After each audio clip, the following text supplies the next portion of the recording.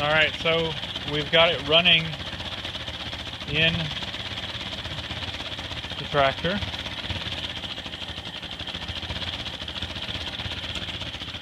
Of course, no gas tank on it yet, but like I said, it is running. A lot quieter now.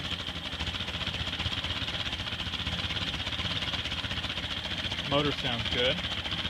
I've got it up to operating temperature. I've got the radiator cap on. I've got a thermostat in it. I'm trying to make sure this radiator's good. I don't see any leaks on the radiator. We should be up to pressure. Temp gauge installed. This is kind of a trial run before I put the hood on it, because I want to make sure, like I said, this radiator is good. Make sure I don't have any water leaks anywhere. Everything looks good. Water pump looks good. It's not leaking. So we look to be in pretty good shape. All I need to do now is I might button up some of the wiring, and then I'll wire up the, I think we're running out of gas now. I'll wire up the, I need to shorten up some of the wires. But it's, like I said, it's running good. Let's get y'all set up. Alright, got y'all set up. This thing is running good. Every once in a while I hear a pop through the exhaust. Probably one of the valves is still a little bit sticky. What I'm running is, I put just the empty transmission bottle, put one of these caps on it like a gear oil would have, and I'm just filling up this line, this fuel line here. So it's probably got a little bit of residual transmission fluid in the bottle. That'll help lubricate the valve. I'll probably also run some kind of lubrication fluid, maybe some Lucas or something like that.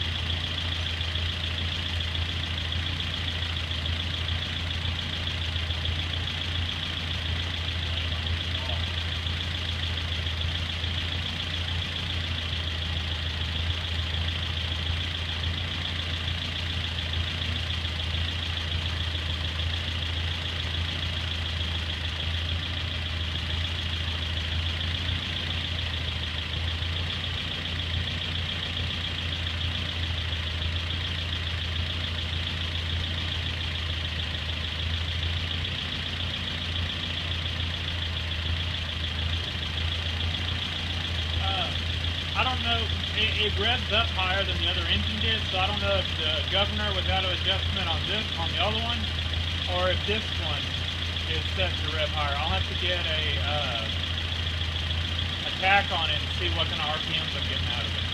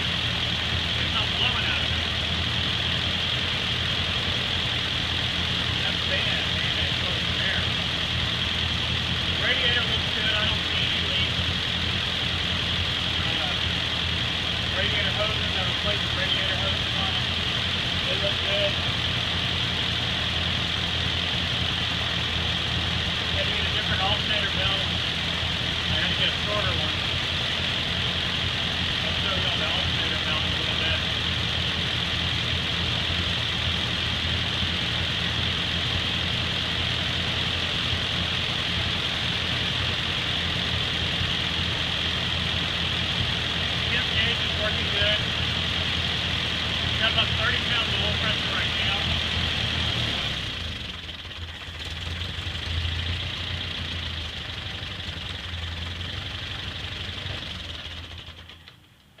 It idles with about 20. And I have not changed the oil yet. I wanted to run it a little bit first.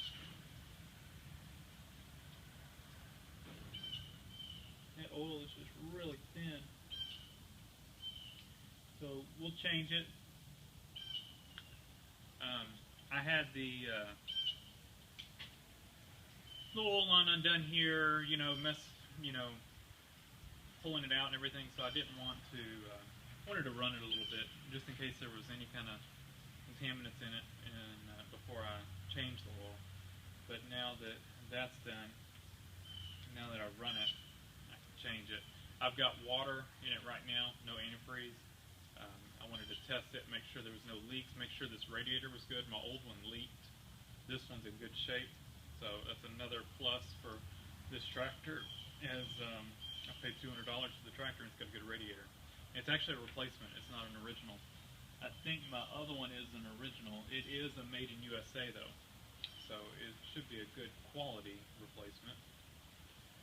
So radiator's bolted in.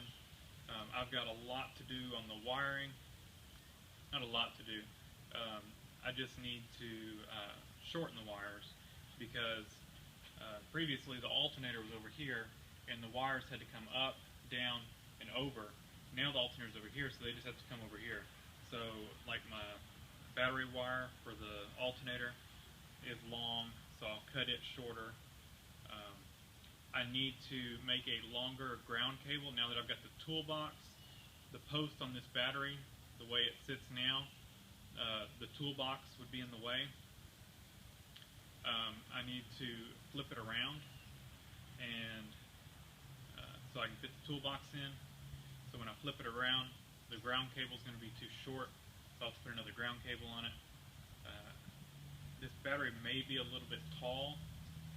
I'll have to check and see. If it is, I may just wait to put the toolbox in until I get, until I have to put a battery in it. This battery is okay for now, but I don't know how long it'll last. Like I said, this thing, it's got one cell that's kind of flaky. It'll only charge up to about 11 volts, but works fine on a 6-volt tractor. So this radiator looks good. I don't see any spots in it. It's kind of dirty, so I might pull the tractor out, and I didn't notice how dirty it was. I should have cleaned it before I put it on here, but before I put the grill in the tractor, I'll probably spray the radiator out. So let's take a look at what I've done. I think where I left off, we just had the motor, the engine bolted in. Since then, I put the steering gearbox on. I got the front end mounted back in it. I went ahead and replaced the front pivot, bushing, and pin since the front end was off. It was easy to do. I've got a couple bolts left to put in the front end. I think 2 bolts left. I just kind of bolted it up just to get it on there, make sure everything's good. Now that we know everything's good, we'll finish up and bolt everything up. The motor, of course, is all bolted in. We need to check the timing. I went ahead and adjusted the points. Points are good. I ran, if you remember, they had a little short wire coming up bolted to another wire going to the coil. I ran a new wire to the coil. Their grommet for right here was missing, so I just put a it's a little shield off of a wire crimp. Glued that in there, so it's a little plastic thing, a little plastic grommet, I guess, just to keep the wire from rubbing, and then wrap the wire in some tape because the wire was still a little small for that grommet, and and tied and pushed it in there. So wired that up. I put my 12-volt coil on it.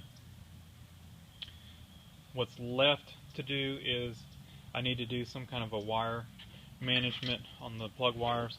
I'll probably point them over this way and try to bring them down here and bundle them over here or something like that. Like I said, some of the wires now are too long. I need to deal with that. Of course, the hood needs to go back on it. Steering wheel needs to go back on. Let's see, what else? Front end's bolted back up here. Tie rods are just sitting in there. That's about it. And we will be done. So, there you go. And of course, we need a lot of wire management going on here, just to kind of get this thing cleaned up. But a lot of that will come when I get the hood back on it, because I will tie wrap them up under the hood, route them up and over. So that'll clean that up a lot. So I think we are about at a stopping point for today. So thanks for watching.